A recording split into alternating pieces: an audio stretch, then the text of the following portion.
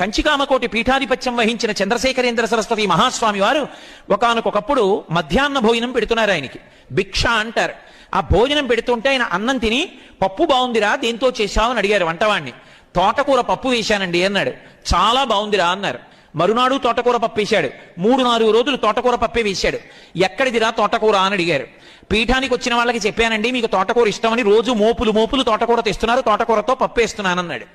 ఆ మరునాడు భిక్షా సమయానికి అన్నం పెట్టారు. ఆయన నాకు అన్నం వద్దని గోశాలకి వెళ్ళి గోమూత్రాన్ని 3 మాటలు ఆచమనం చేసి గోమయాన్ని నాలుక మీద రాసుకుని వెళ్ళిపోయారు. 2వ రోజు అయింది, అన్నం తినలేదు. 3వ రోజు అయింది, అన్నం తినలేదు.